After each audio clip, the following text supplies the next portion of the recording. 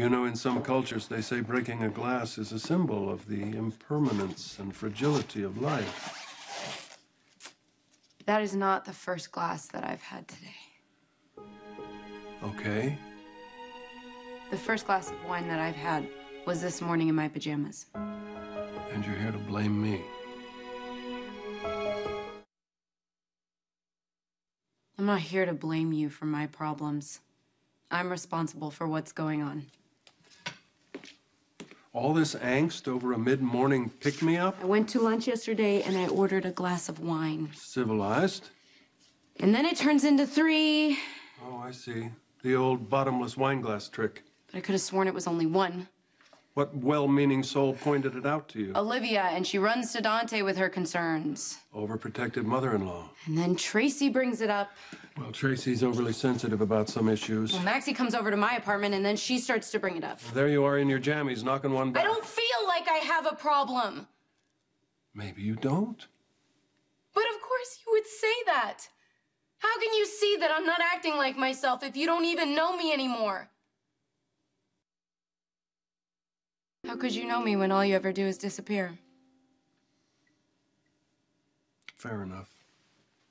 Do you even know what it's like to have everybody in town see you except for me? Everybody gives me a Luke sighting like you're a friggin' comet. Well, I've been busy, babe. You've been busy. You've seen Ethan. You went to Tracy's wedding.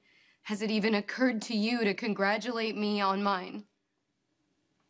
Newlyweds need space. I don't need space. I don't need space. I need a father who can tell if his daughter is turning into a lush. Is that what people say is happening? People can't wait to tell me that my life seems like it's empty and I'm filling it up with a Chardonnay glass.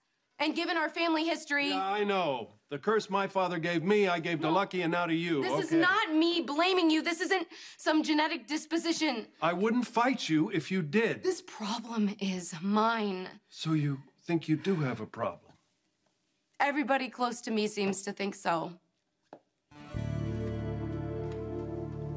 They've told me in not so subtle ways. And do you deny it? Yes. But then Maxie shows up at my apartment and she's pulling glasses and bottles out from everywhere and lining them up like a gallery display. Yeah. Evidence for the trial. Exhibit A, the slippery slope. To have everyone tell me that I have a drinking problem, accusing me... It sucks, doesn't it? Because it's what we all did to you.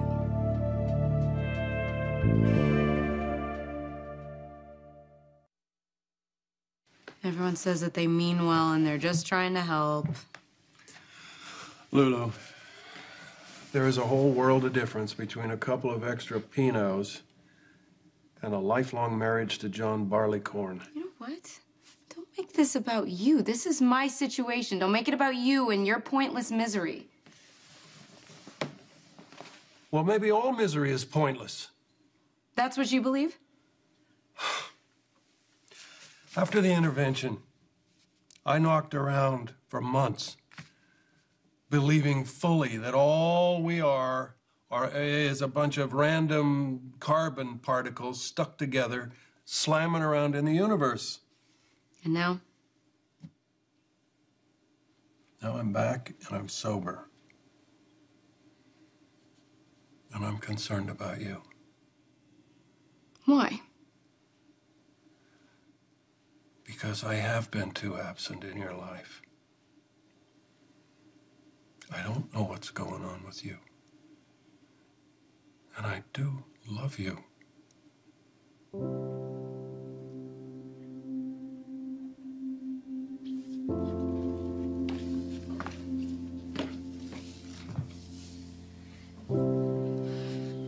I was so determined to find a way to make you come back home. I just wasn't ready to come back, sweetheart. Looking for you became my entire life, and it was more important than the man that I loved. Well, that's terrible. That should not have happened. I'm so sorry. Once I stopped looking for you, I had to look at myself. That what scares the hell out of me. I don't know. I think that's why I started drinking. Because I'm afraid of what I might find. Do you know why I went to see those other people and stayed away from you? Why did you avoid me when I needed you? Because you needed me. Because you still care. Because I could still do a lot of damage to you, sweetheart, and I don't want to do that. Lucky, Dodge, even Tracy, I've done about as much damage there as I can do, but you still have hope. Don't you want to see me? Of course I do. Lulu, you've always needed something from me that I just don't know how to deliver. I just needed you to be there. Baby, I couldn't even do that for your mother. Why does this always have to come back to her?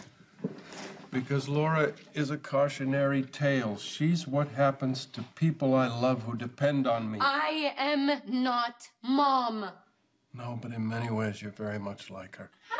How am I like her? Because I'm weak? Because I'm unstable? No, your mother was never weak. And neither are you. She became fragile. She became unstable because of a life of instability. She's not as fragile as you think. I'm not as fragile either. I didn't say you were fragile. I said that you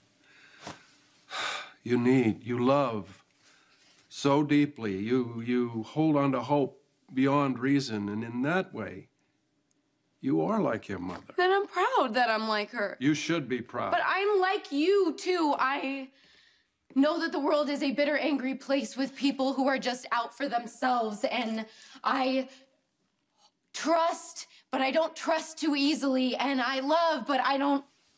Ow! Oh, here, let me see that. Come here, let me see that. Oh, baby. Oh.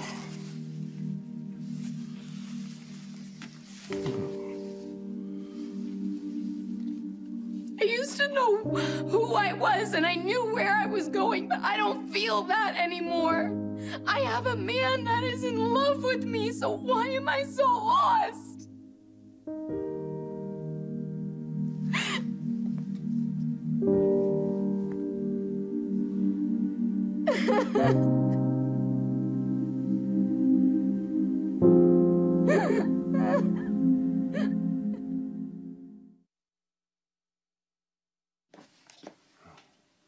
I've missed you.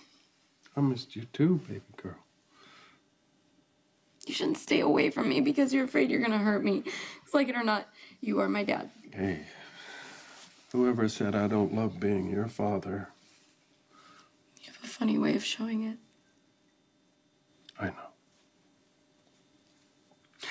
You know, I did try hands-on parenting sporadically. Never worked. The roof always came falling in. But with you, I just wanted to make sure I did as little damage as possible because I don't have the answers, Lulu. I'm nobody's hero. But I know you. I've seen everything. All I've ever wanted for you is that you put your life together just the way you want it to be. But there's so many people who want me to be one way or another, and maybe I need your voice to sort them out. My voice is not always kind. That's fine. I'm fine with brutal honesty. I might not always listen. No, you shouldn't always listen. I might get angry and shut you out. Well, of course you will. You're my daughter. But there's one thing you can always count on. I'm all for you being you. I am all for you being you, too. I've waited a long time to hear you say that. Actually, one more thing. You're better when you're with Tracy.